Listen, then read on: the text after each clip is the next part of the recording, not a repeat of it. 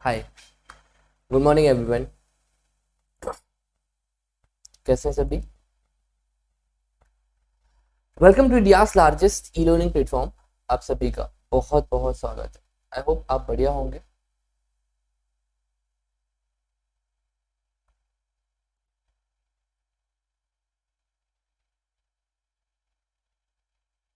System में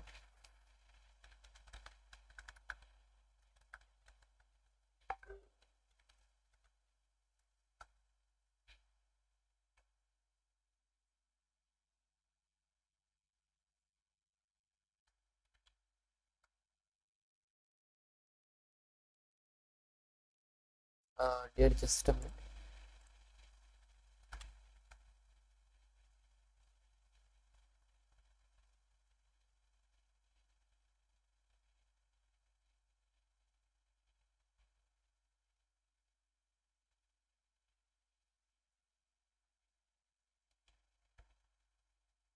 okay, चलिए। सो आज हम कवर करने वाले हैं, ठीक है, ऋग्वैदिक काल या जिसको हम यहाँ पर बोल सकते हैं वैदिक काल। कल हम कवर करेंगे उत्तर वैदिक काल को, और उत्तर वैदिक काल के बाद जो महाजनपद काल आता है उसके लिए। तो इसी सीक्वेंस में सारी चीज़ें मैं कवर करने वाला हूँ। हेलो जागृति, सृष्टि, नरेंद्र जी, आयुषी, पूर्वी जी। एंड आप सभी प्लीज़ आंसर राइटिंग भी अपनी शेयर करते जाइएगा, क्योंकि आंसर राइटिंग एक बहुत ही इम्पॉर्टेंट पार्ट होता है एमपीपीएससी की तैयारी में। अगर हम आंसर राइटिंग नहीं कर रहे हैं ना, तो बहुत सारी चीज़ें मिस हो रही हैं। तो डेली बेसिस पे ही आंसर राइटिंग करने से हमारी प्रैक्टिस हो जाती है। तो आंसर राइटिंग मेरे अकॉर्डिंगली एक वो कला होती है जो एक बार आपको आ जाए ना, फिर आपको बार बार प्रैक्टिस करने की ज़रूरत नहीं होती है। जैसे खाना बनाना, रोटी बनाना अगर आपको एक बार आ जाता है तो आप भूलते नहीं हो, भले ही 4-5 महीने बाद आप दोबारा बनाओ। उसी तरह से आंसर राइटिंग होती है। अगर आपको उसका प्रोफार्मा पता चल गया कि 3 मार्कर्स ऐसे लिखने हैं, 5 मार्कर्स ऐसे लिखने होते हैं, तो फिर आपको प्रैक्टिस नहीं करना होता है, फिर आपको रिवीजन करना होता है। वो आपकी आंसर राइटिंग की प्रैक्टिस बनी रहती है। ओके, सो डियर, आज आज से हम आधुनिक भारत मॉडर्न हिस्ट्री को शुरू करने वाले हैं 11 बजे से। आप इस कोर्स को एनरोल कर सकते हो सब्सक्रिप्शन लेकर। काफी सारे बेनिफिट्स होते हैं सब्सक्रिप्शन के, जहां पर पीडीएफ, रेगुलर क्लासेस, सारी चीजें मिलती हैं। अगर आप आइकॉनिक सब्सक्रिप्शन लेते हो तो 1-to-1 की आपको यहाँ पर मेंटरशिप भी मिलेगी। कल से हमने एक आइकॉनिक बैच भी स्टार्ट किया है, जिसमें पूरा आपका प्री प्लस मेंस कवर करवाने वाले हैं। इसके साथ साथ जुलाई में कुछ और भी कोर्सेज स्टार्ट होंगे, तो उनको भी आप ज्वाइन कर सकते हो अगर आप यहाँ पर सब्सक्रिप्शन ले रखा है तो। मेरी क्लासेस कंटिन्यू हो रही हैं। यूनिट 1 हम सुबह 8 बजे पढ़ते हैं, यूनिट 2 रात में 9 बजे चल रहा है, 2 सेशंस हो चुके हैं। 3 और 4 आज से शुरू होने वाले हैं। तो पहले हम 3 को कंप्लीट करेंगे, फिर 4th यूनिट को कंप्लीट करेंगे। तो आज 11 बजे से यूनिट 3 आधुनिक भारत शुरू हो रहा है, और यूनिट 5 हम वीकेंड्स पे करेंगे। लगभग 4 या 5 सेशंस आपके मैं सैटरडे संडे करूंगा, इस वीकेंड से नहीं, नेक्स्ट वीकेंड से। तो यहाँ पे आपका यूनिट 5 कवर हो जाएगा। तो इसी तरीके से जो पूरे के पूरे यूनिट है ना 1 से 5 तक, वो आपके एक ही क्लास में एक ही दिन मतलब कंप्लीट होते हुए चलने हैं, और 1.5 महीने के अंदर 5 यूनिट्स में आपके कवर करवा दूंगा। ये टाइम टेबल आपको दिख रहा है। 14 जुलाई है आज, वैदिक काल पढ़ रहे हैं। 15 को उत्तर वैदिक महाजनपद काल, और 3 अगस्त को ये पूरा कोर्स खत्म हो जाएगा शॉर्ट नोट्स के थ्रू। सेम चीज मॉडर्न के मिडाइवल हिस्ट्री में 12 अगस्त को पूरा कोर्स खत्म हो जाएगा। कल 2nd नंबर का लेक्चर गुलाम वंश भी मैंने आपको रजिया, इल्तुतमिश है ना, और कुतुबुद्दीन ऐबक आपको पढ़ा दिया था। इन क्लासेस की पीडीएफ मेरे टेलीग्राम चैनल पर मिलेंगे। और आज से जो आधुनिक भारत का कोर्स शुरू हो रहा है, आप उसको ज्वाइन कर सकते हो मेरे कोड के थ्रू, जो आपको 10% का डिस्काउंट देगा। तो अगर आप चाहते हो आधुनिक भारत को पढ़ना, तो प्लीज कोड के थ्रू सब्सक्रिप्शंस लीजिएगा, सारी बेनिफिट्स आपको यहाँ पर मिल जाएंगे। आइए तो शुरुआत करते हैं आज के हमारे टॉपिक की। तो सबसे पहले आप शॉर्ट नोट्स देख लीजिए, जो आपको देखना जरूरी है। इस 1 मिनट, 1 मिनट।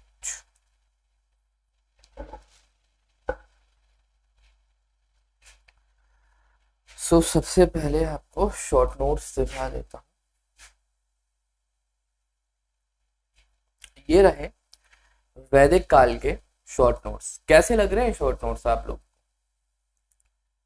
आप सभी को लिए फ्री शॉर्ट नोट्स अवेलेबल करा रहा हूँ। इतने सारी चीजें जो आपको लिखनी पड़ती, वो आपको अब लिखनी भी नहीं पड़ेगी। आइए, तो वैदिक काल को पढ़ना हम शुरू करते हैं। आई होप आपके लिए ये विजिबल हो चुका होगा। तो पहले सामान्य परिचय से शुरू करेंगे। सामान्य परिचय के बाद एक एक करके सीक्वेंस में हम सारे वेदों को पढ़ने वाले हैं। ओके, हाँ जी। तो आप लोग टेलीग्राम ग्रुप पर ज्वाइन कर लेना, अंकुर द्विवेदी अकेडमी पर। वहां पर आपको ये सारी चीजें है ना, जितनी भी चीजें मैं आपको यहाँ पर पढ़ा रहा हूँ ना, वो अवेलेबल आपको वहां पर हो जाएंगी। ओके, तो डियर, वैदिक काल को हम पढ़ रहे हैं। तो सिंधु घाटी सभ्यता का पतन हमने कल कर लिया था। सिंधु घाटी सभ्यता का पतन किस प्रकार से होता है, इसको हमने देखा था कि अलग अलग इतिहासकार जो थे उन्होंने विभिन्न मत यहाँ पे पतन को लेकर प्रस्तुत किए। कुछ इतिहासकार कहते हैं कि महामारी आ गई थी, ठीक है, प्राकृतिक आपदा हो चुकी थी। कुछ इतिहासकारों का ऐसा मानना है कि बाहरी आक्रमण हुआ था। कुछ ने कुछ अलग तर्क दिए हैं। तो जब सिंधु घाटी सभ्यता का लगभग 1500 ईसा पूर्व के आसपास पतन होता है, तो उसके बाद एक नई सभ्यता निकलकर सामने आती है जिसको हम वैदिक सभ्यता बोलते हैं, ठीक है, या ऋग्वैदिक सभ्यता कहा जाता है। वैदिक सभ्यता और ऋग्वैदिक सभ्यता इसको क्यों बोलते हैं?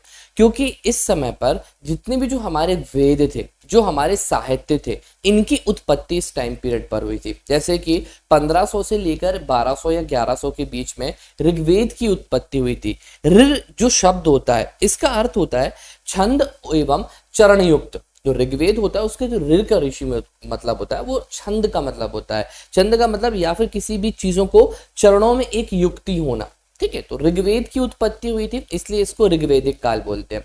फिर 1000 से लेकर जो 500 और 600 ईसा पूर्व तक का टाइम होता है, इसको उत्तर वैदिक काल कहा जाता है। उत्तर वैदिक काल क्यों बोलते हैं? क्योंकि ऋग्वेद के अलावा जो बाकी के 3 वेद थे, है ना, यजुर्वेद, सामवेद और अथर्ववेद, इनकी उत्पत्ति, इनके साथ साथ जो इनकी संहिताएं थी, ब्राह्मण ग्रंथ थे, आरण्यक थे, उन सभी की उत्पत्ति इस पीरियड के बाद में हुई थी। मतलब कि ऋग्वेद के बाद 1200-1100 के बाद ये बाकी की चीजें बनी थी।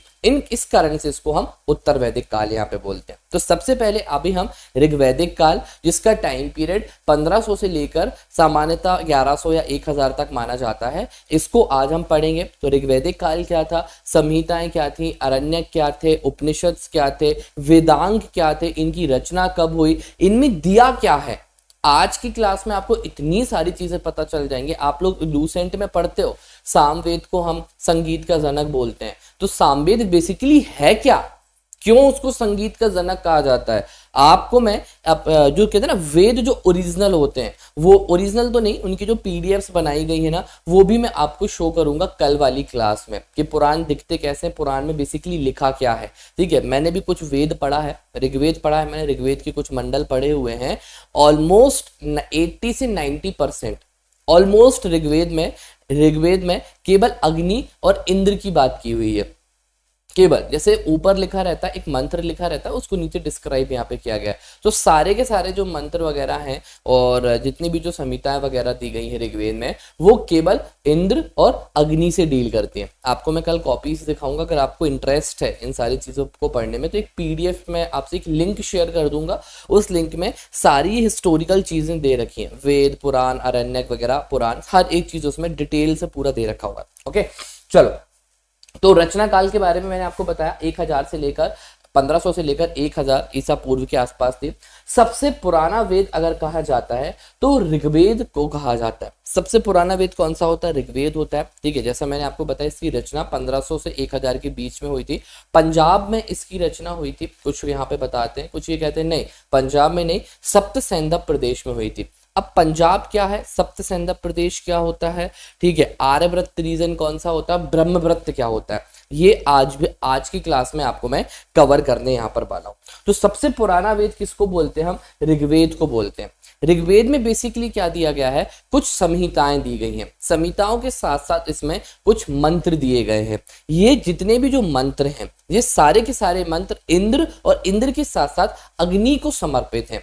तो ऋग्वेद में पूजा कैसे होती है, ठीक है, ये मंत्रों का चारण उसमें दे रखा है। जैसे कि आज आपको पता होगा कि हम आरती करते हैं। आरती के अलावा जब हम कभी भी पूजा करने बैठते हैं तो इसमें बहुत सारे मंत्र वगैरह लिखे होते हैं। तो आरती का टाइम अलग होता है, अलग मंत्र आरती के समय पे पढ़ते हैं हम, ठीक है। अगर हम आरती के अलावा भूमि पूजन कर रहे हैं तो अलग मंत्र पढ़ेंगे। जब हम यज्ञ, ठीक है, जब हम चावल वगैरह चलाते हैं भगवान को तो अलग मंत्रों का उच्चारण किया जाता है। तो किस टाइम पर कौन सा मंत्र पढ़ना है, ये चीजें किस पे दे रखी, ये मतलब ये जो मंत्रों का जो पूरा कलेक्शन होता है ना, वो ऋग्वेद में दे रखा होता है। फिर इसके बाद यजुर्वेद में क्या दे रखा हुआ है, तो इनके जो मंत्र जिस समय पे पढ़ने होते हैं मंत्र, जैसे कि आरती है तो आरती का टाइम अलग होता है, भूमि पूजन का समय अलग होता है। तो भूमि पूजन में कौन सा मंत्र पढ़ना है वो यजुर्वेद में दे रखा हुआ है। तो संकलन किस में दे रखा है, ऋग्वेद में दे रखा है।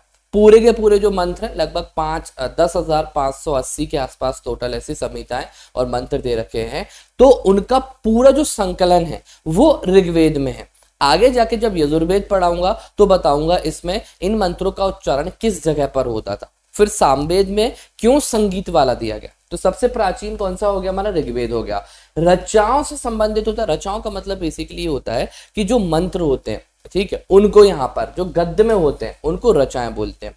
सूक्त तथा 10,462, देखो इस नंबर में वेरिएशंस है। लूसेंट की बुक पढ़ोगे तो इसमें आपको 10,580 मिल जाएगा, कोई दूसरी बुक पढ़ोगे तो कुछ और डिजिट मिल जाएगा। आपको केवल 10,000 प्लस याद रखना है कि इतनी रचाएं इसमें दी गई थी। अब रचाओं के साथ सूक्त क्या होता है, इस चीज को भी आप यहाँ पे समझ लो। रचाएं बेसिकली यहाँ पर क्या होती हैं, मंत्र होते हैं। सूक्त क्या होते हैं, जैसे कि अध्याय होते हैं ना, चैप्टर्स यहाँ पर होते हैं। तो टोटल यहाँ पर ऐसे 11 बालखिल सूत्र दिए गए थे, उन्हीं में ये पूरे के पूरे जो आपके 1,000 लगभग जो सूक्त हैं वो दिए गए हैं। तो चैप्टर्स होते हैं, ठीक है, जो एक इंडाइसिस वगैरह होता है ना शॉर्ट फॉर्म में, उस चीज का डिस्क्रिप्शन यहाँ पर होना, वो आपके सूक्त यहाँ पे कहलाते थे। तो ये सूक्त किस में दिए गए हैं, ऋग्वेद में दिए गए। फिर वेदों की रचनाएं पढ़ने वाले व्यक्ति को ऋषि, ये होत्र ऋषि कहा जाता था। अब हर कोई तो इन रचनाओं को पढ़ नहीं सकता, हर किसी के पास तो इतनी कैपेसिटी नहीं है। आज आपसे बोला जाए संस्कृत आप पढ़ लो, तो संस्कृत तो वही पढ़ सकता है जिसने संस्कृत को, उन शब्दों को, उसका उच्चारण को जाना हो। तो जो ऋग्वेद के जो पाठ करते थे वो ऋषि मुनि थोड़े से अलग होते थे, उनको क्या कहा जाता था, होत्र ऋषि कहा जाता था, अलग होते थे। जैसे कि आज आपने देखा ना, कर्म कांड करने वाले ब्राह्मण्स अलग होते हैं यहाँ पे, ठीक है, पूजा वाले ब्राह्मण्स थोड़े से अलग होते हैं, जो भागवत कराते हैं, जो बाकी चीजें कराते हैं वो ब्राह्मण्स अलग होते हैं। तो इस प्रकार से जो केवल ऋग्वेद को पढ़ते थे, जो शिक्षा वगैरह नहीं, जो ऋग्वेद को पढ़ते थे वो होत्र ऋषि कहलाया करते थे। फिर ऋग्वेद की भाषा पद्यात्मक। अब देखो यजुर्वेद जो है वो गद्य और पद्य दोनों में दे रखा हुआ है, पर ऋग्वेद जो है वो केवल और केवल कैसा है, पद्यात्मक है, ठीक है, क्योंकि इसमें पद्य ही दिए गए हैं, इनका डिस्क्रिप्शन नहीं दिया गया है, कहां पर इनको यूज करना है, ये सारी चीजें इसमें नहीं दी गई है। इसीलिए इसको हम यहाँ पर क्या बोलते हैं कि इनकी जो भाषा थी वो पद्यात्मक कहलाती है। तो ये हो गया ऋग्वेद का। अब इसके बाद आता है ब्राह्मण ग्रंथ ऐत्रेय एवं कौशिक की। सबसे पहले तो आप इस चीज को समझिए कि ब्राह्मण ग्रंथ क्या होते हैं। अगर मैं आपसे एक चीज बोलता हूं, ठीक है, जैसे अगर मैं आपको एक वर्ड देता हूं, मान लीजिए, ठीक है, रक्षा जी, आयुषी जी, निनकंपू, मैंने आपको एक वर्ड दिया है, जैसे कि इसका मैंने आपको एक वर्ड दिया निनकंपू। अब आप में से कितने लोग हैं जो इस वर्ड का मीनिंग जानते हैं, निनकंपूप का? एनीवन ऑफ यू जिसको इस वर्ड का मतलब पता है? निनकंपूप नहीं पता, आप डिक्शनरी उठाओगे, डिक्शनरी में सर्च करोगे कि निनकंपूप का मतलब क्या होता है। निनकंपूप का मतलब होता है जो व्यक्ति थोड़ा सा मूर्ख होता है, जो व्यक्ति कैसा होता है, फूल होता है, उसको निनकंपूप कहा जाता है। समझे आप यहाँ पे? तो ऋग्वेद में जो रचनाएं दी गई हैं, ऋग्वेद में जो रचनाएं दी गई हैं ये बहुत टफ है, ठीक है। कुछ वर्ड्स ऐसे होते हैं जिनको हम नहीं जानते, जिनका मतलब बेसिकली क्या होता है। तो ब्राह्मण ग्रंथों की फिर वहां पर रचना की गई। बेसिकली ब्राह्मण ग्रंथ क्या होते थे कि जो भी हमारे ऋग्वेद है, जो भी उसमें ऋग्वेद में पद्य शैली में जितने भी मंत्र सूक्त दिए गए हैं उनको सरल तरीके से उनकी व्याख्या करना, ठीक है। जैसे आप लोग ने देखा ना, कभी कभी मोटी बुक्स होती हैं, रेफरेंसेस बुक होती है, उनकी एक कुंजी आती है, तो कुंजी में थोड़े बहुत ऐसे क्वेश्चंस यहाँ पर दे रखे होते हैं। तो उसी तरह के ब्राह्मण ग्रंथ को आप एक टीका मान सकते हो, कि किसी भी बड़े वेद को थोड़े से जो सरल फॉर्मेट में जिसको यहाँ पर लिख दिया गया है वो आपके ब्राह्मण ग्रंथ कहलाते थे। हर एक वेद का अपना एक ब्राह्मण ग्रंथ है। जैसे कौशिकी और ऐत्रेय ये किसके मिलेंगे? ऋग्वेद के मिलेंगे। तांड हो गया, ब्राह्मण हो गया, पंचविश हो गया, ये किसके ब्राह्मण ग्रंथ हैं? सामवेद के हो गए। इसके अलावा शतपथ और तैत्रेय किसका हो गया? तो ये सामवेद का हो गया। ठीक, सॉरी, इसके पहले वाला जो मैंने बताया था वो यजुर्वेद का था। ठीक है, नहीं वो सामवेद का था। एक बार फिर से रिपीट कर देता हूँ। कौशिकी और ऐत्रेय ये ऋग्वेद के हो गए। गोपथ जो होता है वो अथर्ववेद का होता है। और शतपथ और तैत्रेय ये दोनों किसके होते हैं? यजुर्वेद के होते हैं। और इसके अलावा 5 ब्राह्मण ग्रंथ थे, ठीक है, जो किसके थे? आपके सामवेद के थे, क्योंकि सामवेद में गायन शैली दी गई है तो इसके काफी सारे ब्राह्मण ग्रंथ थे। जैसे कि आप देख लीजिए, तांड हो गया, महाब्राह्मण हो गया, पंचविश हो गया, अद्भुत हो गया, जैमिनीय हो गया। तो ये सारे के सारे किसके ब्राह्मण ग्रंथ थे? आपके सामवेद के थे। तो ब्राह्मण ग्रंथ बेसिकली क्या होते हैं? ऋग्वेद में जो चीजें दी गई हैं उनको सरल भाषा में समझाना, ये काम किसका था? आपका यहाँ पर ब्राह्मण ग्रंथ का था। अब इसके बाद रचनाकार कौन थे इनके? तो देख लीजिए, रचनाकार सिंपल सी चीज है यहाँ पे। तो भरत मुनि उपवेद और गंधर्व वेद के ये रचना, ठीक है। अब यहाँ से अभी हमने ऋग्वेद पढ़ा, ठीक है, आपको दिखा देता हूं।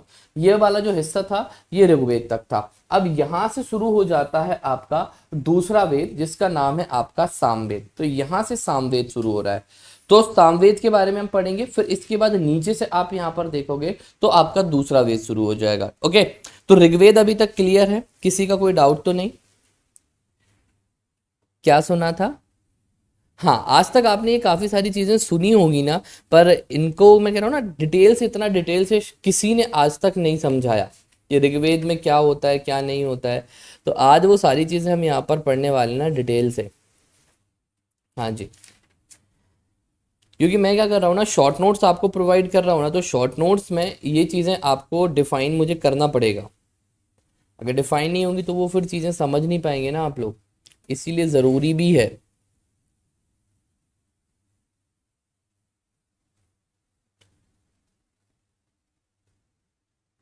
चलो देखते हैं। अब बात करते हैं हम किसकी, यहाँ पर ऋग्वेद हो गया। ऋग्वेद के बाद पहले हम यजुर्वेद देख लेते हैं, ठीक है। ये जो आपका यहाँ पे दे रखा है ये आपका यजुर्वेद है। यहाँ पे यजुर्वेद के बाद हम यहाँ पे सामवेद पढ़ेंगे और इसी सीक्वेंस में हम आगे की ओर बढ़ने वाले हैं। यजुर्वेद, यजुर का मतलब बेसिकली क्या होता है? यजुर का मतलब होता है किसी भी चीज का यहाँ पर यज्ञ करना। अब देखो, ऋग्वेद में एक साथ क्या दे रखी हुई है? रचाएं दे रखी हुई हैं।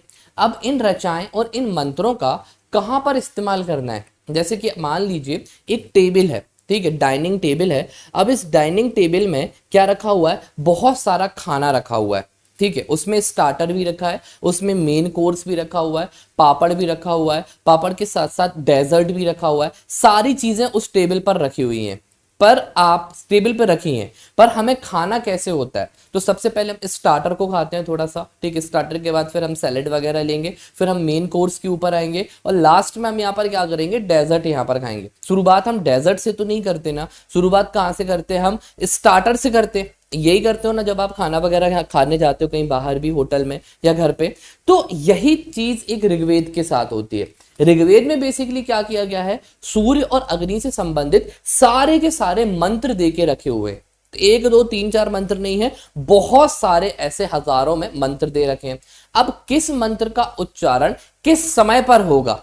जैसे कि जब आप पूजा करने बैठते हो तो भूमि पूजन के लिए एक अलग मंत्र होता है, जब आप कलश जलाते हो उसके लिए अलग मंत्र होता है, फिर आप भूमि पूजन के बाद जब आप आगे की ओर बढ़ोगे, ठीक है, भगवान को स्नान करवाओगे, अलग मंत्र होगा, फिर जब आप अभिषेक करोगे तो एक अलग मंत्र होगा। तो अलग अलग मंत्र दे रखे हैं अलग अलग टाइम पे। तो ऋग्वेद में जितने भी मंत्र हैं उनको किस जगह पर इस्तेमाल करना है कि भूमि पूजन के समय कौन सा मंत्र होगा, उसके बाद कलश जलाते समय कौन सा मंत्र होगा, वो सारी की सारी चीजें किस में दे रखी हैं? आपके यजुर्वेद में दे रखी हैं। तो यजुर्वेद का बेसिकली मतलब ही होता है यज्ञ। यजुर का मतलब ही होता है यज्ञ। तो जो मंत्र ऋग्वेद में दे रखे हैं उनका किस जगह पर उच्चारण करना है, ये सारी चीजें हमें कौन बताता है? आपका यजुर्वेद बताता है। मतलब विधि विधान संबंधित जितनी भी चीजें ऋग्वेद में दी हैं उन सभी का संकलन किस में दे रखा हुआ है यहाँ पर, यजुर्वेद में दे रखा है। अब देखिए यहाँ पे ये एकमात्र ऐसा है ग्रंथ है जो गद्य और पद्य दोनों में दे रखा है। तो एकमात्र वेद ऐसा क्यों है जो गद्य और पद्य में है, क्योंकि डियर इसमें काफी सारे जो मंत्र हैं, अलग से कोई मंत्र नहीं है, ऋग्वेद का ही लगभग 90% पोर्शन इसमें कवर करके रखा हुआ है। जितने भी जो अग्नि संबंधित मंत्र थे ना, इंद्र भगवान को मंत्र थे, वो सारे के सारे इसमें दे रखे हुए हैं। तो दोनों गद्य और पद्य, कुछ मंत्र तो ऐसे हैं कि डायरेक्ट ही इसमें यहाँ पर ले लिए गए। ओके, तो ये यजुर्वेद था। अब यजुर्वेद के बाद यजुर्वेद की इसमें लिखा हुआ है यजुर्वेद की रचना तीसरे वेद के रूप में हुई है, यह एकमात्र वेद था ऐसा, ठीक है। यहां तक यजुर्वेद हो गया। अब यजुर्वेद के बाद इसमें एक दो चीजें आपको और पढ़ना जरूरी है। तो मंत्र दे रखे हैं यजुर्वेद में, जैसा मैंने बताया कि किस मंत्र का कहां पर उच्चारण होना है, पर कुछ मंत्र बहुत टफ हैं, जैसे मैंने निनकम्पू वर्ड बताया, ठीक है। तो यजुर्वेद में जो मंत्र दिए गए हैं इनको भी सरल भाषा में बनाया गया है। तो सरल भाषा में जब इन मंत्रों को बनाया गया तो इसके भी अपने अलग ब्राह्मण ग्रंथ लिखे गए। तो यजुर्वेद के शतपथ और तैत्तिरीय दो ऐसे ब्राह्मण ग्रंथ हैं, ठीक है, शतपथ और तैत्तिरीय, कि यजुर्वेद के जितने भी मंत्र हैं उनको सरल भाषा में हम उच्चारण उनका कर सकें। तो ये हो गया यजुर्वेद का। यजुर्वेद के बाद जो हमारा तीसरा ग्रंथ आता है, अब सबसे इंपॉर्टेंट वेद आता है, ग्रंथ नहीं वेद आता है, वो आता है सामवेद, ठीक है। अब सामवेद के बारे में हम पढ़ने वाले हैं, जो कि यहां से शुरू होगा। इसके रचनाकार उपवेद और गंधर्व होते हैं। भारतीय संगीत का जनक सामवेद को कहा जाता है। अब इसको संगीत का जनक क्यों कहते हैं, इसके पीछे समझो। ऋग्वेद में आपको मंत्र मिल गया, किस मंत्र को कब आपको पढ़ना है, ठीक है। यजुर्वेद ने ये बता दिया कि किस मंत्र को कहां पर पढ़ना है, ठीक है। अब आप पढ़ोगे कैसे, जैसे मान लीजिए हम आरती करते हैं भगवान की, तो आरती करने की एक जो टोन होती है वो अलग होती है, ओम जय जगदीश हरे, यही होती है ना यहाँ पर। जब हम एक हनुमान चालीसा पढ़ते हैं तो उसकी एक टोन अलग होती है। तो जब आप मंत्र पढ़ रहे हो तो उसको किसी शैली में तो उच्चारण करना पड़ेगा ना उसका। अब ऐसा थोड़ी है कि जैसे गाने की भी बात करें तो सैड सॉन्ग अलग होता है, हिप हॉप अलग होता है, जो नॉर्मल मेलोडियस सॉन्ग्स होते हैं वो अलग होते हैं, है ना। अब सैड सॉन्ग को हम हिप हॉप करके तो नहीं गा सकते ना, ठीक है। जो हिप हॉप है, हनी सिंह जी हैं, बादशाह हैं, वो अलग तरह के सॉन्ग्स को अलग तरह से राइम करके ट्यून करते हैं, ठीक है। सैड सॉन्ग जो थे वो अलग होते हैं। तो जो वेद में जितने भी जो मंत्र दिए गए हैं उनका उच्चारण किस टोन में होगा, वो किस में दे रखा है, सामवेद में दे रखा है। तो अलग मंत्र की अलग अलग जगह टोन होती थी, तो वो सारी चीजें सामवेद में दे रखी हैं, इसीलिए इसको क्या कहते हैं, भारत का संगीत का जनक कहा जाता है इसके लिए, ठीक है। काफी सारे इसमें बेसिकली बताऊं तो सूर्य और अग्नि से संबंधित ही सारे मंत्र के उच्चारण यहाँ पर दे रखे हैं। इन पुरोहितों को जो इन मंत्रों का उच्चारण करता था उद्राता या उद्राता कहा जाता था। गाए जा सकने वाली रचनाओं का संकलन है, मुख्यतः सूर से संबंधित है। 1000 के आसपास रचनाएं हैं और इतने मंत्र हैं, ठीक है। 75 को छोड़कर सारे के सारे जो मंत्र है ना वो किस में दे रखे हुए हैं, केवल और केवल इसमें दे रखे हैं। 75 को छोड़ दो, बाकी सारे ऋग्वेद के ही मंत्र हैं, अलग मंत्र हैं इसमें कुछ यहाँ पे 75 के अलावा। तो अब आपको समझ में आया सामवेद को क्यों हम यहाँ पर भारतीय संगीत का जनक यहाँ पे बोलते हैं। अब आता है इसके बाद आपका लास्ट वेद, जिसको बोला जाता है आपका अथर्ववेद, ओके, चौथा वेद है। हालांकि इसको वेद की श्रेणी में कुछ ऋषि मुनि नहीं रखते हैं, ठीक है। जो शुरुआत के जो 3 वेद होते हैं, ऋग्वेद, यजुर्वेद और सामवेद, इनको वेदत्री कहा जाता है। इसको वेदों की श्रेणी में क्यों नहीं रखा जाता है, इसके रचनाकार तो विश्वकर्मा जी थे, ठीक है, अथर्ववेद के। इसमें जादू टोने संबंधित चीजें दी गई हैं कि जादू कैसे करते हैं, किसी को वश में कैसे करते हैं। ऋग्वेद के अथर्ववेद में ही है ना, जो पुत्री का जन्म होता है उसकी निंदा के बारे में दिया गया है, ठीक है। तो ऐसी कुछ चीजें दी गई हैं जो कि कैसी हैं, अपोजिट हैं। मतलब भगवान, हम बात कर रहे हैं भगवान की, ठीक है, ऋग्वेद में मंत्र की बात कर रहे हैं भगवान के, यजुर्वेद में हम बात कर रहे हैं किस मंत्र को कहां पर पढ़ना है, ठीक है। सामवेद में हम उन मंत्र को उच्चारण पढ़ रहे हैं और फिर एकदम से हम जादू टोने के ऊपर आ जाएं।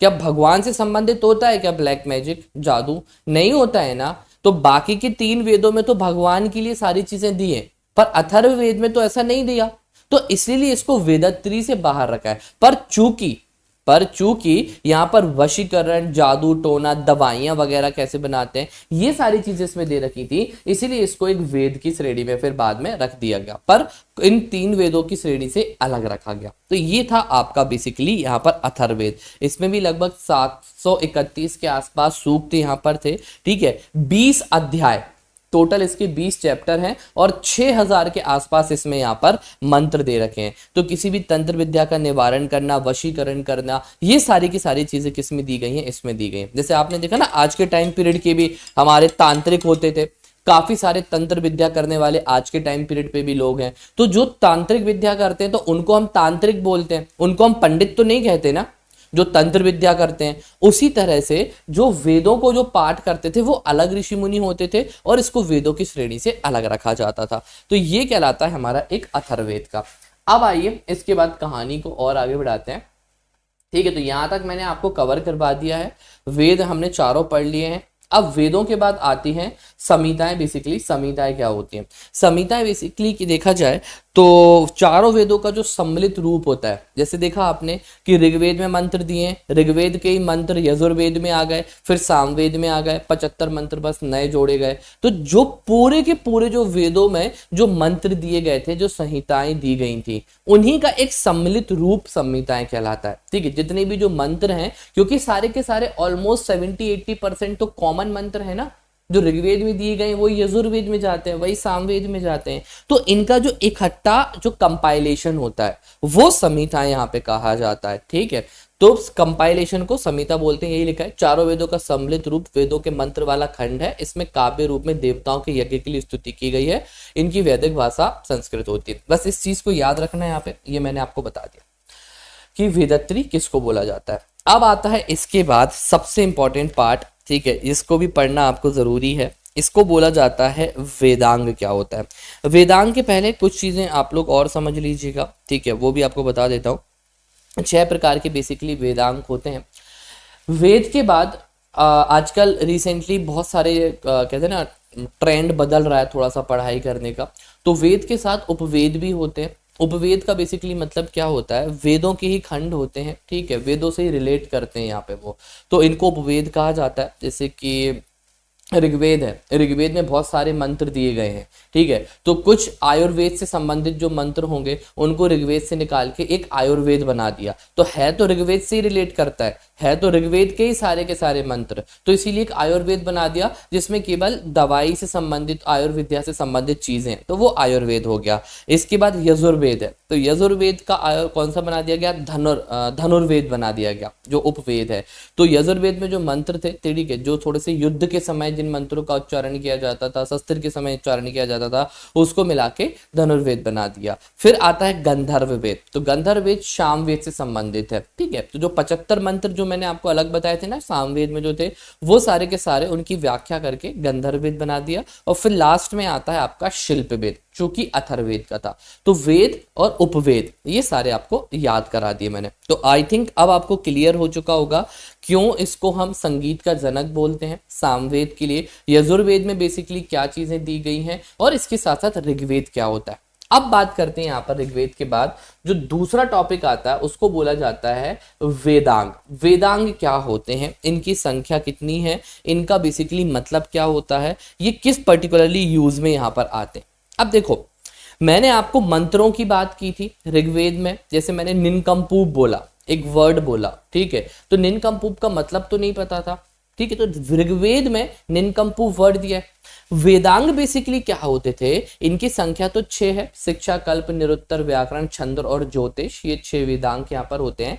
तो वेदों को स्पष्ट रूप से समझने के लिए वेदों में जितने भी जो मंत्र दिए गए हैं उन मंत्रों का बेसिकली यहाँ पर मतलब क्या होता है, ठीक है, उन शब्दों का मतलब क्या होता है, उनकी के वो सारी चीजें किस में दे रखी हुई हैं, वेदांग में दे रखी हुई हैं। अब ऋग्वेद में जो मंत्र हैं वो किसी एक ही चीज से संबंधित तो है नहीं, ठीक है, कुछ शिक्षा से संबंधित मंत्र भी हैं, कुछ आयुर्वेद जो भी मैंने बताया चिकित्सा से संबंधित मंत्र हैं, कुछ अग्नि को मंत्र हैं, कुछ इंद्र के लिए मंत्र हैं। तो मंत्र भी तो अलग अलग जगह पर है ना, इसीलिए 6 चीजें यहां पर बनाई गई। तो सबसे पहला जो वेदांग होता है वो होता है आपका शिक्षा। शिक्षा में बेसिकली क्या किया गया है, जो भी वर्ण वगैरह दिए गए, जो भी मंत्र दिए गए, उनका डिस्क्रिप्शन आपको किस में मिलेगा, शिक्षा में मिलेगा। फिर ऋग्वेद ऑलरेडी मैंने बताया पद्यों में लिखा गया हुआ है। तो पद्यों की विशेषता क्या होती है, उन पद्यों के लक्षण क्या होते हैं, वो सारी की सारी चीजें किस में दे रखी हुई हैं, छंद में दे रखी हुई है। तो शिक्षा में तो डिस्क्रिप्शंस है, वर्ड्स के डिस्क्रिप्शन एज अ डिक्शनरी आप इसको यूज कर सकते हो। और छंद में बेसिकली क्या दिया गया है कि जितने भी जो पद्य वगैरह दिए गए, ठीक है, इन सारे पद्यों के लक्षण किस तरह से होते हैं, ये सब चीजें किस में आपको मिलेंगी, इसमें छंद में मिलेंगी। फिर छंद के बाद आता है निरुत्तर। तो इनका निरूपण क्या होगा, शब्द दिए गए, डिस्क्रिप्शन दिए गए, उनका बेसिकली निरूपण क्या है। अब जैसे एक शब्द है, अगर मैं आपको बोलता हूं एक शब्द, निरूपण का मतलब आप ऐसे समझो कि जैसे मैंने एक कहावत बोली, हरि बोले हरि ने सुनी, हरि गए हरि के पास, हरि कूदे जल में गिरे, हरि भय उदास। अब यहाँ पे एक हरि कौन है, मेढक है, और दूसरा हरि यहाँ पर कौन है, सांप है। तो हरि मेढक को भी बोलते हैं, हरि सांप को भी बोलते हैं, ठीक है। तो निरूपण किस शब्द का किस जगह पर यूज यहां पर होगा, वो सारी चीजें निरूपण वाली जो चीजें आपकी दे रखी हुई हैं वो निरुक्त में दी गई हैं। तो किसी भी चीज का एक निरूपित रूप होना उस शब्द का, वो आपका निरूपण कहलाता है। फिर उसके बाद जो नेक्स्ट आता है व्याकरण। तो आई डोंट थिंक कि व्याकरण को समझाने की आपको जरूरत होती है। वेदों का जो व्याकरण समूह होता है, ठीक है, क्या होगा ग्रामेटिकली, इनकी सारी चीजें वो व्याकरण में दे रखी हुई है। फिर आता है इसके बाद कल्प। कल्प बेसिकली क्या होता है कि जो सारे के सारे जो मंत्र यज्ञ से संबंधित है ना, कर्म कांड से संबंधित, यहाँ पे जितने भी जो वो है ना मंत्र है, उनका वर्णन करना। जैसे आयुर्वेद, ठीक है, शिक्षा से संबंधित, चिकित्सा से संबंधित जो मंत्र थे तो वो अलग हो गए। तो जो यज्ञ और कर्म कांड से संबंधित जितने भी मंत्र थे उनको सारा एक साथ मतलब कंपाइलेशन वगैरह होता है, उसको एक्सप्लेन करना, वो आपका कल्प में आता है। और फिर ज्योतिष, ज्योतिष मतलब एस्ट्रोनॉमी, ठीक है, पूर्वानुमान लगाना, ये सारे आपके वेदांग कहलाते थे। तो वेदांग बेसिकली क्या थे, वेदों को समझने के लिए, ठीक है, जिनकी रचना की गई थी वो वेदांग हुआ करते थे। तो वेदों को तभी समझ सकते हो जब वेदांग आपने पढ़े हो, ठीक है, बात समझना। अगर आपको वेद पढ़ना है तो वेद को पढ़ने के साथ साथ आपको वेदांग पढ़ना बहुत जरूरी है। अगर आपने वेदांग नहीं पढ़े तो वेदों को आप कभी नहीं समझ पाओगे कि कौन सा वेद आपसे क्या कहना चाह रहा है। तो ये हो गए आपके वेदांग। अब इसके बाद जो नेक्स्ट आता है वेदांग के बाद, वो आता है हमारा ब्राह्मण ग्रंथ। डियर, ब्राह्मण ग्रंथ में आपको ऑलरेडी समझा चुका हूँ। ब्राह्मण ग्रंथ मैंने आपको बता दिया था। ब्राह्मण ग्रंथ क्या होते हैं, बेसिकली ये वेदों के सबसे आखिरी वाले भाग होते हैं, ठीक है। तो वेदों को समझने के लिए बनाया गया है, वेदों के महत्वपूर्ण अंग है, विषयों का प्रतिपादन करने वाले ग्रंथ होते हैं, और वे है ना, ये सारी चीजें मैं आपको बता चुका हूँ। यहाँ तक सारी चीजें क्लियर है, किसी का कोई डाउट तो नहीं यहाँ तक, ब्राह्मण ग्रंथ तक? आई डोंट थिंक अभी तक ब्राह्मण ग्रंथ तक आपका कोई डाउट यहाँ पर होगा। बेसिकली वेदों को सरल बनाने के लिए इनकी रचना हुई थी।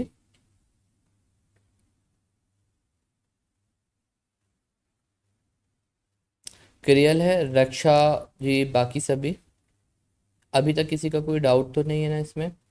वेदांग क्या थे ये सारी क्लियर ना? ब्राह्मण ग्रंथ क्या थे, आई मीन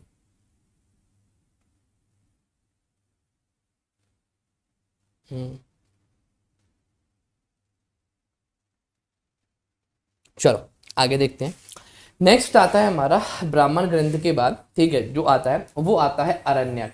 सबसे लास्ट के जो वेद होते हैं, जो ग्रंथ होते हैं, उनको अरण्यक कहा जाता है। सबसे लास्ट में क्यों यूज होता है अरण्यक का? बेसिकली मतलब क्या होता है, अरण्यक का मतलब होता है जो जंगल। अरण्यक का बेसिकली मतलब ही है जंगल होना।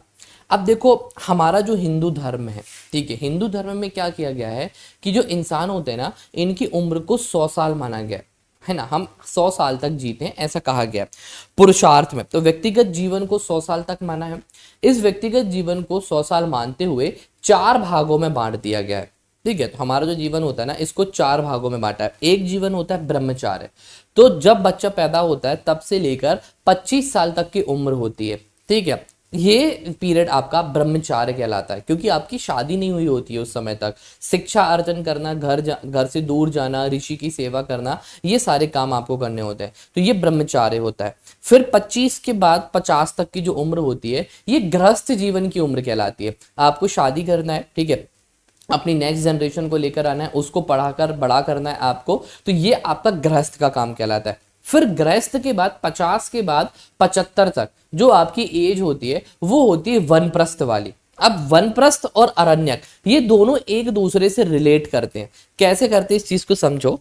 तो 50 से लेकर जब 75 तक की उम्र होगी तो उसमें वनप्रस्थ की बात हो रही है कि आपको जंगल में जाना है। तो जंगल में जाके आप क्या करोगे?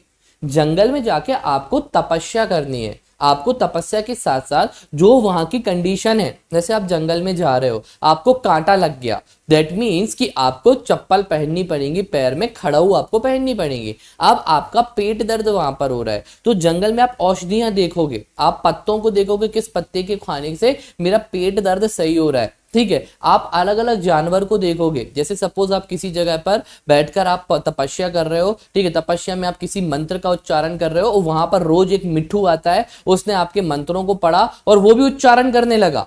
दैट मीन्स कि मिट्ठू पढ़ सकता है और इंसानों के शब्द बोल सकता है, तो इस जानवर को हम पाल सकते हैं। तो आप समझ रहे हो ना। तो जब हम यहाँ पर वन में जाते थे तो ये सारी चीजें जो फिनोमेना उस समय पे घटित होता था उसको देखते थे और समझते थे। तो 25 साल तक आपको वन में रहना है, फिर 50 से 75 तक की उम्र हो गई। वन में आपने जो चीजें सीखी, ठीक है, वन में आपने जो चीजें सीखी उनको आप लिखते थे, तो वही ग्रंथ आपके अरण्यक यहाँ पर कहलाए। तो अरण्यक का बेसिकली मतलब क्या होता है, वो ग्रंथ जो जंगल में लिखे जाते थे। तो वेदों के ये अंतिम भाग का होते थे। अरण्यक इनको इसलिए कहा जाता था क्योंकि ये कहाँ पर लिखे जाते थे, जंगल में लिखे जाते थे। तो ये अरण्यक यहाँ पर होते हैं। अब अरण्यक के बाद जो नेक्स्ट आप 75 के बाद कौन सी उम्र आती है, आप ये पूछ रहे होगे ना। तो 75 के बाद जो हमारी उम्र आती है वो सन्यासी की उम्र आती है। सन्यास ले लेना मतलब कि फिर वापस आना 75 के बाद किसी शहर में, जैसे कि आपने देखा ना जैन धर्म में अपने महावीर स्वामी हो गए,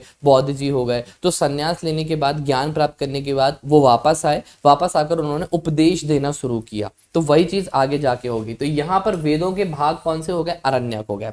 अब जब आपने सीख कर आए हो कि तुलसी से पेट दर्द ठीक हो जाता है, मिट्ठू बोलता है, ठीक है, अगर आप उसका उच्चारण करोगे, उसको कुछ सिखाओगे तो वो बोलने लगेगा।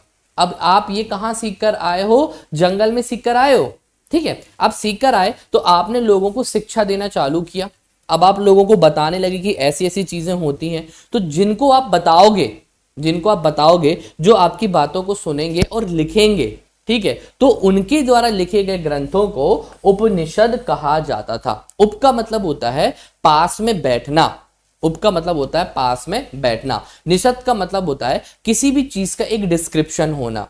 तो जब वनप्रस्थ में इंसान जाया करते थे, ठीक है, ऋषि मुनि बनने के लिए, चीजों को समझने के लिए, तो वो जितनी भी चीजें पढ़कर और सीख कर आते थे, तो जिन लोगों को वो बताते थे, ठीक है, तो और उसको वो लिखते थे, तो वो उपनिषद कहलाते थे। उपनिषद टोटल, ओके। तो ये चीज हो गई आपकी उपनिषद।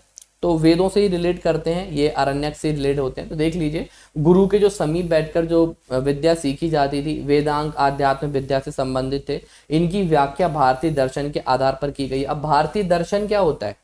दर्शन मतलब जो चीज दिखेगी, तो देखने के लिए तो आपको जंगल जाना पड़ेगा ना मेरे भाई। तो वही भारतीय दर्शन से संबंधित है। वैदिक साहित्य के अंतिम भाग हैं, बिल्कुल लास्ट में, क्योंकि ये वेद के अंतिम भाग थे।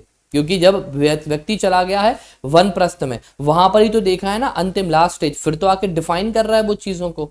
तो अरण्यक उसके द्वारा लिखे गए आखिरी ग्रंथ थे। तो ये तो आपके किसके हो गए, ब्राह्मण ग्रंथ के अंतिम भाग हो गए। ब्राह्मण ग्रंथ क्या होते थे? जो वेदों की सरल व्याख्या करते थे, वो ब्राह्मण ग्रंथ कहलाते थे। ये कौन से किसके अलग बाद होते हैं? वैदिक साहित्य के। वैदिक साहित्य में केवल एक ही चीज नहीं आती है।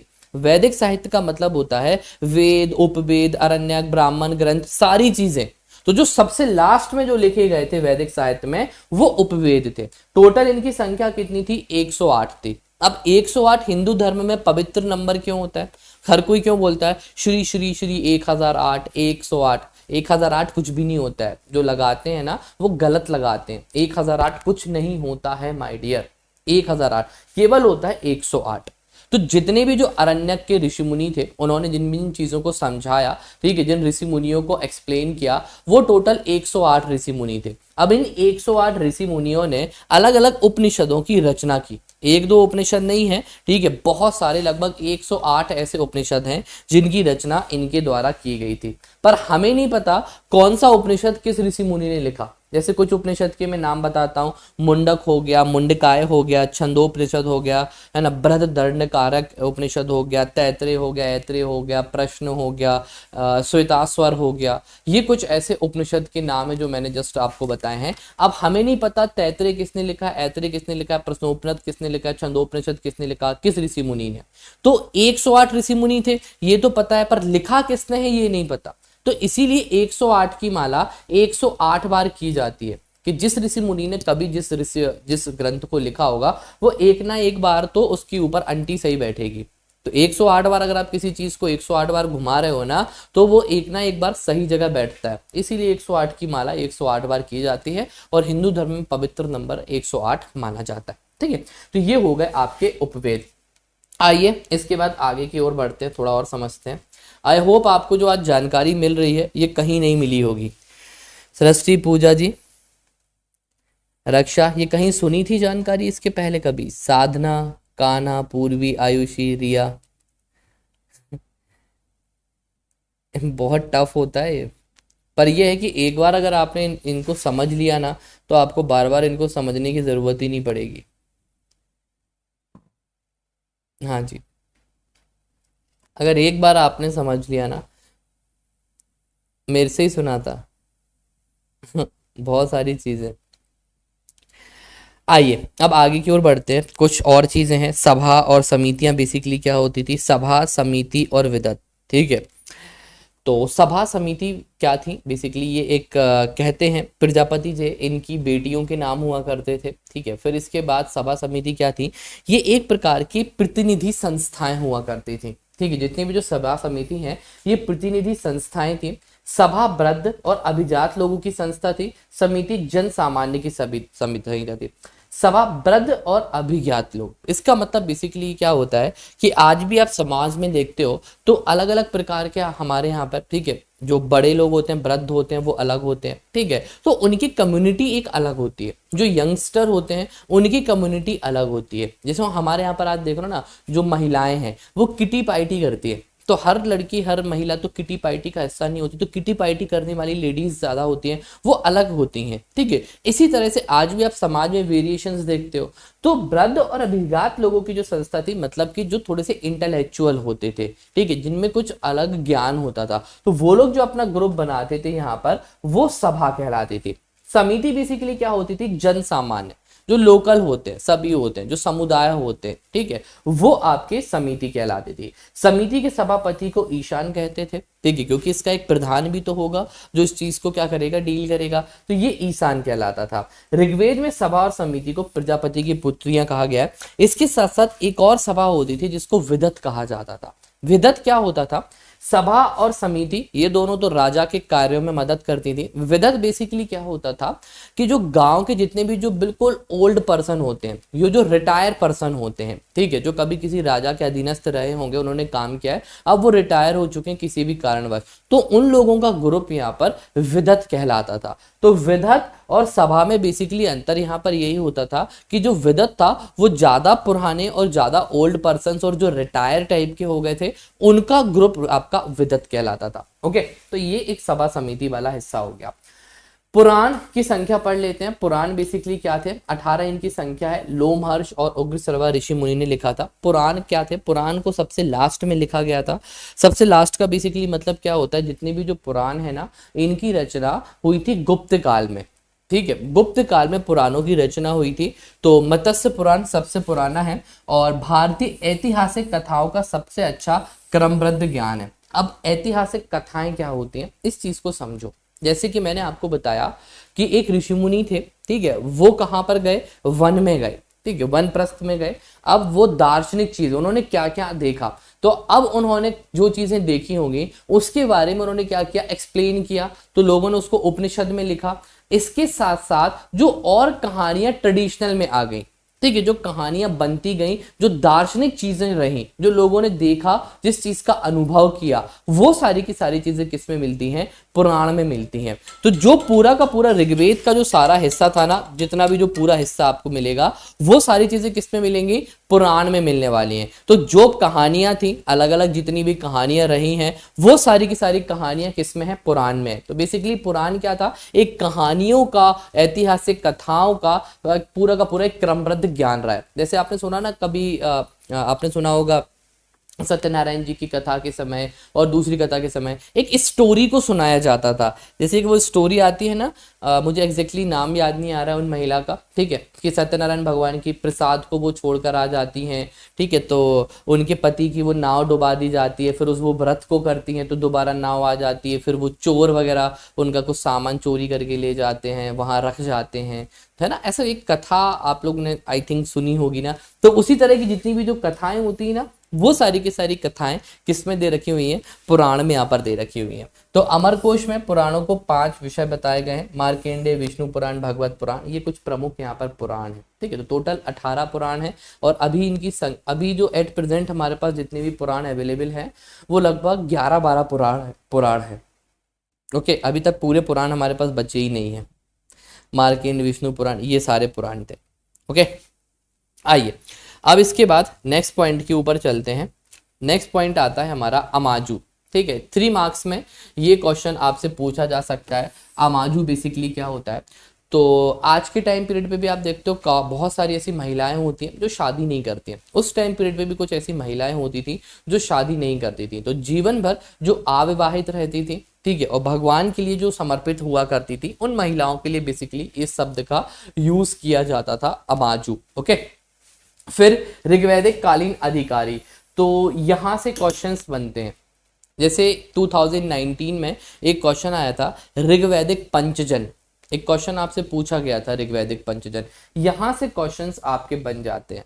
तो आपको कुछ अधिकारी याद रखना है। स्पर्श मतलब गुप्तचर होता है, पुरप मतलब दुर्गावती होता था, बाजपति मतलब गोचर भूमि का अधिकारी। गोचर भूमि का मतलब होता है, गो मतलब गाय, जहां पर गाय चरती थी उसका अधिकारी। अब गाय को किसी जगह पर अगर मान लो हम खेती कर रहे हैं तो गाय को फसल बर्बाद करने के लिए थोड़ी वहां पर भेज दिया जाएगा कि आप जाओ और वहां पर चराई करो। चराई की भूमि अलग होती थी, ठीक है। तो चराई की भूमि का जो प्रधान होता था, जहां पर गाय चरा करती थी, वो अधिकारी गोचर कहलाता था। फिर प्रशासनिक व्यवस्था का जो अधिकारी न्यायाधीश होता था, उग्र और जीव ग्रम पुलिस अधिकारी कहलाते थे। तो ये अलग अलग अधिकारियों का वर्णन यहाँ पर किया गया है ऋग्वैदिक में, ठीक है। तो इन अधिकारियों के नाम, ऐसा केवल इतने ही नहीं है, अगर आप सोच रहे हो कि इतने ही है, और भी बहुत सारे अधिकारी थे, ये तो मैंने केवल शॉर्ट फॉर्म में लिखा हुआ है। फिर इसके बाद आती है नेक्स्ट चीज, 10 राग युद्ध। भाई सबसे इंपॉर्टेंट युद्ध कहा जाता है। ऋग्वेद का जो 7वां मंडल है उसमें इस युद्ध की बात की गई है। रावी, जिसको पौरुषणी नदी कहा जाता था, इस पर यह युद्ध हुआ था, 7वें मंडल में दिया था। हुआ क्या था बेसिकली, मैं आपको यहाँ पर बता देता हूँ कि जब सिंधु घाटी सभ्यता का पतन हुआ था, ठीक है, पतन हुआ था, तो बहुत सारे इतिहासकार ये मानते हैं कि बाह्य आक्रमण हुआ था। बाह्य आक्रमण के कारण ही क्या हुआ था, सिंधु घाटी सभ्यता का पतन हुआ। अब आर्य आए, ठीक है, बाहर से।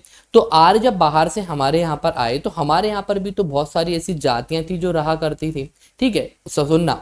तो इन जातियों ने उनका विरोध किया। कुछ जातियां, कुछ कबीले ऐसे थे जिन्होंने आर्य का फेवर किया। तो जो दसराग युद्ध था, इसमें बेसिकली क्या थे, 5 आर्य जाति हुआ करती थी और 5 आपकी अनार्य जाति थी, ठीक है। जो आपके कहते हैं ना विश्वामित्र, और आप विश्वामित्र हो गए और आपके वाल्मीकि ऋषि मुनि हो गए, वो इसी टाइम पीरियड पर थे। तो एक ने आर्यों का फेवर किया था, एक ने अनार्यों का फेवर किया था। ये युद्ध होता है बहुत खराब, और खराब नहीं, बहुत खतरनाक युद्ध होता है। इसमें राजा सुदास की जीत जाते हैं। अब देखना, सुदास कौन थे, सुदस्य, सुदास इसको बोला जाता है। जब राजा सुदास जीत गए तब तक तो सारी चीजें अच्छी रही। अब जैसे ही राजा सुदास की मृत्यु होती है तो इसके बाद क्या किया गया, इनकी जो प्रजा थी या इनके जो सैनिक थे, इनको बहुत गंदे तरह से ट्रीट किया गया। एक स्लेव की तरह मारा पीटा गया, कमरे में बंद करा गया, एक दास बनाया गया। तो ये सुदास के बाद जो दास शब्द होता है ना, वो वहीं से निकल कर आता है सामने। तो जो राजा सुदास थे, सुदास की मृत्यु के बाद जो इनकी प्रजा थी, जो इनके सैनिक थे, इनको गलत तरीके से ट्रीट किया गया और एक जो सिंबल बन गया दास का, अरे ये सुदास है, दास है, दास मतलब कि सुदास की सेना से रिलेट करते थे। तो फिर जाके ये दास शब्द की उत्पत्ति यहां से होती है। जैसे आप लोग सैंडविच खाते हो, सैंडविच कोई वर्ड थोड़ी है, सैंडविच कोई शब्द नहीं है, सैंडविच एक राजा हुआ करते थे, ठीक है, यूरोप में एक राजा थे जो कि गैम्बलिंग के, जुआ खेलने के बहुत शौकीन थे, दिन रात वो जुआ खेलते रहते थे। तो बेसिकली क्या करते थे, दो जो ब्रेड होती ना ब्रेड, उन ब्रेड में आलू लगाकर वहीं बैठ के फटाफट खा लेते थे कि उनको खाना खाने के लिए अपने महल तक भी ना जाना पड़े। तो ऐसा फटाक से दो ब्रेड ली, उसमें आलू लगाया और फटाक से खा लिया। अब धीरे धीरे ट्रेंड आ गया। ट्रेंड कैसा है, अरे यार वो जो राजा सैंडविच है ना, वो जो खाते हैं हमें वो ही खाना है। क्या खाते हैं वो, अरे वो ब्रेड में बीच में आलू लगा के खाते हैं, अरे वो राजा सैंडविच है वो खाते हैं। तो सैंडविच सैंडविच करके आज वो आपका सैंडविच बन गया। तो चीजें इसी तरह से ट्रेंड में आ जाती हैं। जैसे नंबरदार शब्द होता है, अपन बोलते हैं ना, अरे भैया गांव के लंबरदार है। लंबरदार क्या होता है, कुछ नहीं होता है, नंबरदार वर्ड होता है। तो इसी तरह से क्या था, जो दास जो थे, जब राजा सुदास की मृत्यु हो गई तो इसके बाद आर्यों के द्वारा इनकी सेना को और इनके प्रजा को बहुत गंदे तरीके से ट्रीट किया गया, एक स्लेव की तरह ट्रीट किया। तो जो दास शब्द था वो यहां पर निकलकर सामने आ गया। तो परुशनी युद्ध के किनारे ऋग्वेद के 7वें मंडल था जिसमें इस दशराज युद्ध के बारे में यहाँ पर दिया रखा हुआ है। ओके, ये हो गया राजा। अब बात करते हैं इसके बाद जो हमारा नेक्स्ट टॉपिक आता है वो आता है ऋग्वैदिक कालीन राजनीतिक व्यवस्था। सबसे पहली चीज तो इसको, तो इसके पहले कुछ चीजें और हैं उनको मैं आपको कवर करा दूं, फिर उसके बाद आगे कराऊंगा। ठीक है, ये सामाजिक व्यवस्था हो गई, वैदिक काल व्यवस्था हो गई, ये है ना। 16 संस्कार पहले पढ़ लेते हैं। 16 संस्कार के बाद आश्रम व्यवस्था और विवाह के प्रकार, पहले ये देख लो, फिर मैं एक साथ आपको वो सारी चीजें कवर करवाता हूँ। ठीक है, पहले ये चीजें देख लो। वैदिक साहित्य कला ये थोड़ी देर में पढ़ाना है। ठीक है, आइए सबसे पहले करते हैं अश्वमेध यज्ञ के बारे में। तो मुझे नहीं लगता अश्वमेध यज्ञ आपको समझाने की जरूरत है, देखा हुआ है ना सभी ने रामायण में, लव और कुश, ठीक है, रामचंद्र जी। तो बेसिकली ये यज्ञ राज्य विस्तार से संबंधित था। ठीक है, राजा के द्वारा घोड़ा छोड़ दिया जाता था। ठीक है, जो भी उस घोड़े को पकड़ेगा, ठीक है, तो उसको जिस राजा ने इस घोड़े को छोड़ा है उसके साथ युद्ध करना पड़ता था। अब इसके बाद आते हैं 16 संस्कार। मैंने आप लोगों को एक चीज बताई थी, है ना, रक्षा गोविंद जी, 13 जो होती है 13वीं मरने के बाद, वो 13 दिन में क्यों होती है? अच्छा, एक क्वेश्चन पूछता हूँ, ब्राह्मण के लिए 52 कहा जाता है, 52 है ये, 52, 52 क्यों कहते हैं? कोई एक व्यक्ति इसका आंसर मुझे बता सकता है? आप में से आपने सबने सुना है ब्राह्मण को 52 बोला जाता है, 52 क्यों बोला जाता है? जिसको आंसर पता है तो प्लीज कमेंट में बताना, नहीं तो मैं बताऊंगा। सबसे पहले तो 16 संस्कार होते हैं। ठीक है, 13 दिन में क्यों होती है ये भी बता देता हूँ। अलग ये टॉपिक हमारे पढ़ने का नहीं, वो तो साथ में चल रहा है। और ये मैं संस्कार क्यों पढ़ा रहा हूँ ये भी आपको बता देता हूँ। 2014 में आपसे संस्कार डायरेक्ट क्वेश्चन पूछा गया था। ठीक है, 2014 या 15 में क्वेश्चन आया है आपसे संस्कार का, इसीलिए इसको पढ़ना भी यहाँ पर जरूरी है। अब देखो 16 संस्कार क्या है, तो जन्म के पहले 3 संस्कार होते हैं और जन्म के बाद 13 संस्कार होते हैं। जन्म के पहले के 3 संस्कार कौन से होते हैं? एक गर्भधारण संस्कार, ठीक है, दूसरा संस्कार भूत और पिशाच से गर्भ की रक्षा करने का संस्कार, और तीसरा संस्कार जो होता है वो होता है पुत्र प्राप्ति का। अब आप बोलो कि सर ऐसा क्यों बोल रहे हो आप पुत्र प्राप्ति का? हम कह रहे हैं ना, हम वैदिक कालीन साहित्य पढ़ रहे हैं, तो उसमें जो लिखा हुआ है हम केवल उसको पढ़ रहे हैं। तो 3 प्रकार के जो संस्कार होते थे, एक गर्भधारण संस्कार, ये जन्म के पहले हो जाया करता था। ठीक है, दूसरा कौन सा संस्कार था आपका, है ना, एक पुंसवन तो खाना वाला होता है, नामकरण, निष्क्रमण, अन्यप्राश, चूड़ाक्रम, अंत्येष्टि, संन्यास, वानप्रस्थ, है ना, समावर्तन, एक शायद समावर्तन होता है, और आपका एक और होता है सीमांतोन्नयन। ठीक है, 3 प्रकार के ऐसे संस्कार थे जो जन्म के पहले हो जाते थे। ठीक है, एक गर्भधारण संस्कार हो गया, दूसरा पिशाच से जो भूत राक्षस होते हैं उनसे रक्षा करना, और तीसरा संस्कार एक पुत्र प्राप्ति का। बाकी जो संस्कार जन्म के बाद होते थे। जन्म के बाद मतलब कि आपका एक पुंसवन संस्कार हो गया। ठीक है, आपने देखा ना जो मामा वगैरह आते हैं खीर वगैरह खिलाते हैं, जात कर्म की किस जात में आप पैदा हुए, नाम रखना, निष्क्रमण जब घर से पहली बार निकाला जाता था, अन्नप्राश जो सबसे पहले अन्न खिलाते थे। ठीक है, अब आप बोलो कि सर इसमें पुंसवन में और अन्नप्राश में अंतर क्या है? तो सबसे पहले बच्चे को अन्न थोड़ी खिलाते हैं, दाल का पानी खिलाते हैं ना, दाल वगैरह का पानी, वो हल्की सी पूरी कीट बना के खिलाई जाती है मिक्स करके, बाद में अन्न खिलाया जाता है। तो इन दोनों में बेसिकली ये अंतर होता है। फिर चूड़ा क्रम, चूड़ा पहनाया जाता था, कान को छेदा जाता था, उपनयन मतलब जनेऊ पहनाकर पूजा करने के लिए बाद में भेजा जाता था, वेदों की शिक्षा यहाँ पर चालू होती थी, समावर्तन मैं थोड़ा सा मिस कर रहा हूँ इसके बाद। फिर विवाह होता था, 8 प्रकार की शादियां होती हैं, वनप्रस्थ वही 50 के बाद आगे जाना, फिर संन्यास 75 की उम्र वाला, और अंत्येष्टि मतलब लास्ट में डेथ हो जाना। तो 13वां संस्कार अंत्येष्टि होती थी। तो जब किसी व्यक्ति की मृत्यु होती है तो उसकी मृत्यु के बाद हर दिन के हिसाब से एक संस्कार माना जाता था, और अंत में लास्ट में कि आप जहां पर भी चले गए हो, क्योंकि व्यक्ति जब मर जाता है तो ये बोला जाता है कि वो दूसरी दुनिया में गया है, तो दूसरी दुनिया में गया मतलब वहां पैदा हुआ है, तो फिर उसके ये 13 संस्कार हर दिन एक एक दिन के हिसाब से किए जाते थे, और लास्ट में फिर खाना खिला दिया जाता था। तो ये 13 ही होती है बेसिकली जो वेदों में इसका लिखा गया है। ओके, तो ये 16 संस्कार हैं। 16 संस्कार के बाद हमारे कुछ यज्ञ होते हैं, तो इन यज्ञ के बारे में आपको याद रखना है। 3 प्रकार के, वैसे वेद तो 3 प्रकार के यज्ञ के बारे में बात करता है। एक करता है आपका ब्रह्म यज्ञ, ठीक है, ब्राह्मण का यज्ञ होता है। दूसरा देवताओं का यज्ञ होता है। तीसरा पितृ यज्ञ होता है। पितृ यज्ञ मतलब कि जिनकी डेथ हो चुकी है, हमारे जो एंसेस्टर्स थे, जो हमारे घर के पूर्वज हुआ करते थे, उनके लिए ये सबसे इंपॉर्टेंट यज्ञ है डियर आज के टाइम पे भी। अगर घर में कुछ कलेश हो रहा है, कुछ कहते ना आपदा वगैरह आ रही है, तो आज भी हमारे यहाँ के जो पंडित होते हैं, घर वाले जितने भी जो पेरेंट्स होते हैं, वो ये बोलते हैं यार पितृ नाराज चल रहे होंगे, पितरों को खुश करो। पितृ मतलब आपके घर का कोई मेंबर जो डिमाइस हो चुका है आपके घर में, ठीक है, तो एटलीस्ट ऐसा नहीं हो कि आप उसको भूल जाओ। पितृ उनको बोला जाता है, आप उनको कहीं ना कहीं किसी ना किसी तरह से याद तो करते रहो ना, क्योंकि वो आप उनके कारण ही तो आज आप हो, उनके कारण ही तो आज आप हो, तो एकदम से उनको निगलेक्ट मत करो, ठीक है। इसीलिए करय दिन होते हैं, कड़वे दिन जिनको बोलते हैं, 15 दिन कि पितरों को याद करना। मेरे हिसाब से मैं इस चीज को रियलिटी में इस चीज का फेवर करता हूँ। मरने के बाद मुझे नहीं पता इंसान कहाँ जाता है, स्वर्ग जाता है, नर्क जाता है, या कोई दूसरा जन्म ले लेती आत्मा। बस मैं इतना जानता हूँ कि मुझसे जुड़ा हुआ, मेरे परिवार से जुड़ा हुआ इंसान अगर उसकी कभी डेथ हो रही है तो साल में, ठीक है, या महीनों में एक बार उसको याद करना तो बनता है यार, क्योंकि आज जो आप हो कहीं ना कहीं उसके ही कारण हो। आज जो आपका औचित्य है वो उस व्यक्ति के कारण है जो अब यहाँ नहीं है, जिसके कारण आप हो।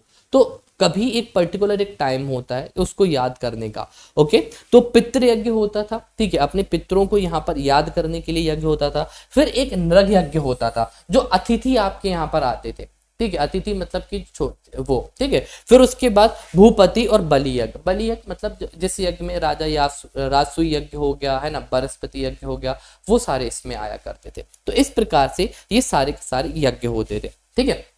संस्कार मैंने आपको बता दिया। फिर इसके बाद जो नेक्स्ट आता है हमारा, वो आते हैं कौन सी चीजें, आश्रम व्यवस्था और विवाह। तो टोटल 8 प्रकार की शादियां होती हैं, ठीक है। जैसे एक संस्कार आपने देखा कि विवाह संस्कार है, तो विवाह संस्कार के साथ साथ 8 प्रकार की शादियां होती हैं। एक एक करके सारी शादियां बता देता हूं आपको। तो सबसे पहली शादी यहाँ पर आप देख सकते हो, ठीक है, शुरुआत ही गंधर्व विवाह से करते हैं। आजकल के जो ट्रेंड में है, आप ही बताएंगे कमेंट करके गंधर्व विवाह क्या होता है, मैं नहीं बताऊंगा। ओके, तो आजकल के ट्रेंड में जो शादी चल रही है उसको गंधर्व विवाह बोलते थे। असुर विवाह किसको कहा जाता था, जो रावण ने किया था, शादी नहीं की थी सीता माता से, ठीक है, उस चीज को मत सोचना। असुर का मतलब ये होता है कि किसी भी कन्या को उठा के ले जाना, ठीक है, रावण ने जो कृत्य किया था, ठीक है, फिर किसी भी कन्या को उठाकर ले जाना, उससे शादी कर लेना, वो असुर विवाह कहलाता था। तो रावण उठा के ले गया था माता सीता के लिए, ठीक है, तो ये एक असुर वाला कृत्य था। तो असुर विवाह किसी भी कन्या को लेकर जाना और उसको उठा ले जाना, ये असुर विवाह, ठीक है।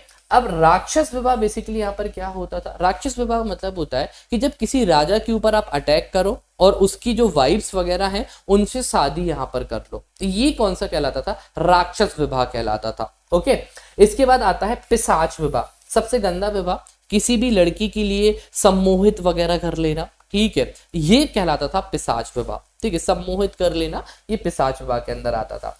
फिर उसके बाद होता था आपका देव विवाह। देव विवाह मतलब कि जो देवदासियां होती हैं, आपने अधिकतर देखा है, वो भगवान से शादी कर लेती थी।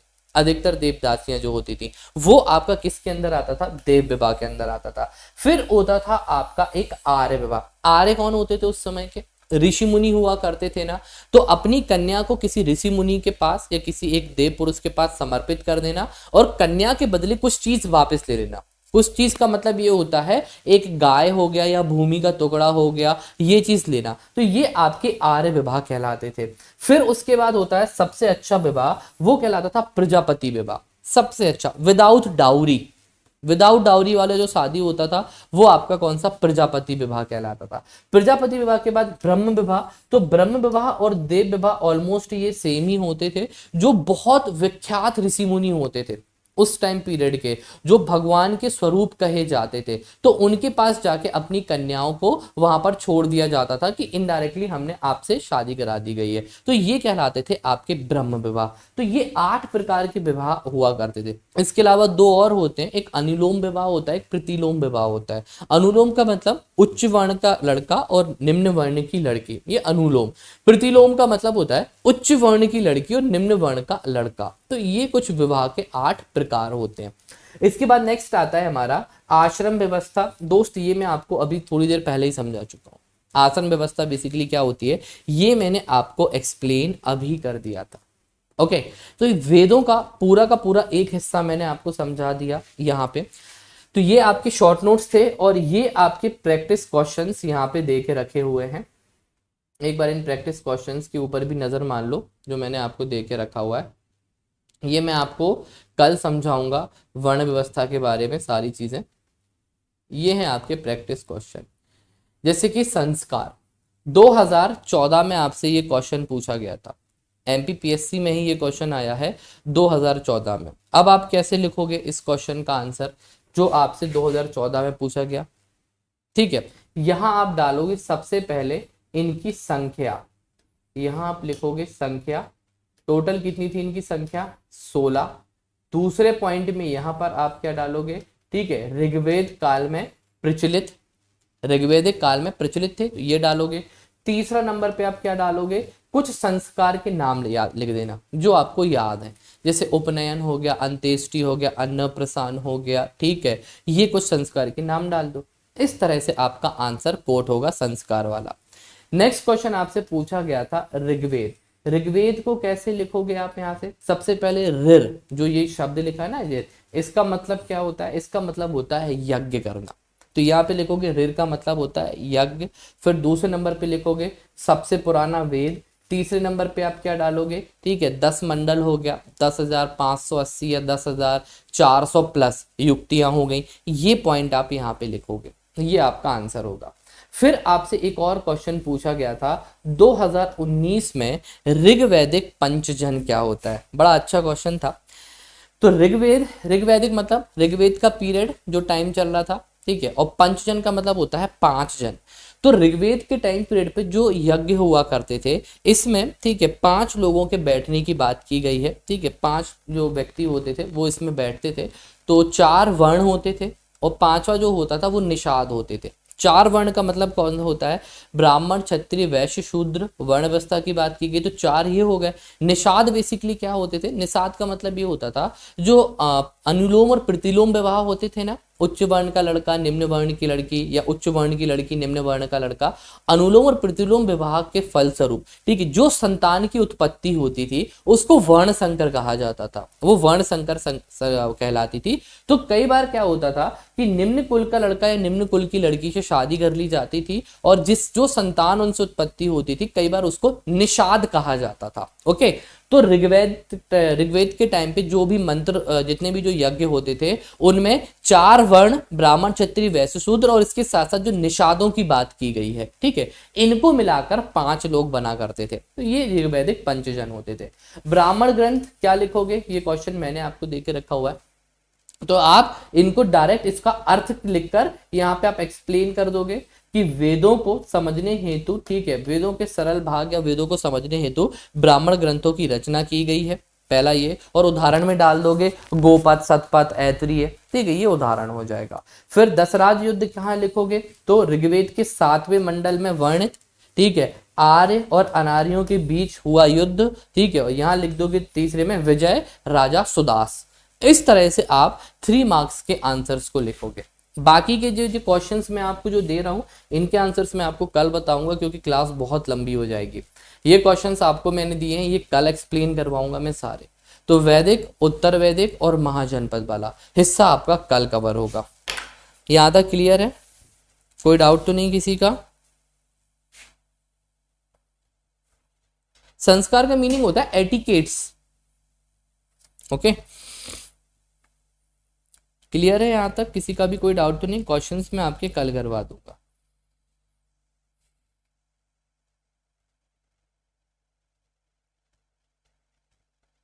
हाँ जी, ये पीडीएफ दे रहा हूँ ना मैं।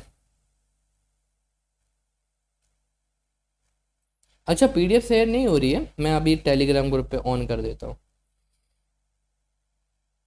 अच्छा, 52 का मतलब भूल गए? हाँ, बताना भूल गए, नहीं पता किसी को? आयुषी जी, अच्छा पांडे जी हैं आप, इसीलिए पूछ रहे हैं कि 52 का मतलब बताओ क्या होता है। देखो, 52 का मतलब बेसिकली क्या होता है, अंग्रेजी में देखा जाए तो अल्फ़ाबेट कितने होते हैं टोटल? 26 होते हैं, ए बी सी डी। और अगर मैं वर्णमाला की बात करूं, का खा गा घा घा, ये कितने होते हैं? 52 होते हैं। तो जितने भी जो वेद है, संहिता है, आरण्यक है, ये किस शब्द में लिखे गए? 52 शब्द में ही तो अक्षरों में लिखे गए ना, टोटल ब्राह्मण 52। तो जिस व्यक्ति को, ठीक है, पूरे 52 शब्दों का, 52 शब्दों का मतलब है ऋग्वेद, संहिता, ब्राह्मण ग्रंथ, आरण्यक, पुराण, उपनिषद, इन सभी चीजों का ज्ञान होता था। 52 शब्द, जिसमें 52 शब्दों में क्या क्या लिखा है, उसको 52 कहा जाता था। ठीक है, जो कि आगे जाके ब्राह्मण हुए, ये होता था 52 का मतलब। हाँ, लिख सकते हो आप, ये पॉइंट भी डाल सकते हो, ऐसा नहीं है उसमें कि नहीं। जो मैंने बोला जरूरी नहीं कि आप वही लिखो, आप अपने मन के पॉइंट्स उसमें ऐड कर सकते हो। ओके,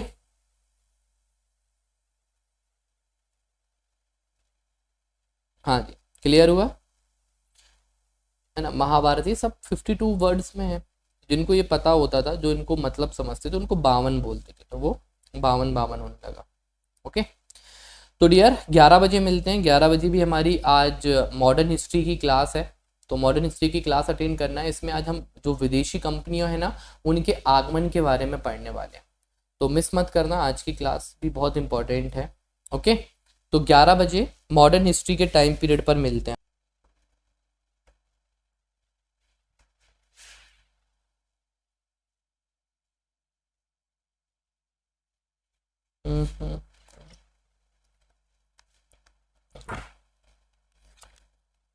मॉडर्न, तो अगर आपने सब्सक्रिप्शन लिया हुआ है तो आप उस क्लास में प्रेजेंट रह सकते हो, अगर आपने सब्सक्रिप्शन ले रखा है। और डियर, मॉडर्न हिस्ट्री की क्लासेस और बाकी की क्लासेस अटेंड करने के लिए आप सब्सक्रिप्शन कर सकते हैं मेरे कोड के थ्रू, जो कि आपको 10% का डिस्काउंट अवेलेबल कराएगा। सो कोड का यूज़ करना सब्सक्रिप्शन के लिए डियर, और 11 बजे मुलाकात होती है। ठीक है, तो bye bye everyone, take care, bye.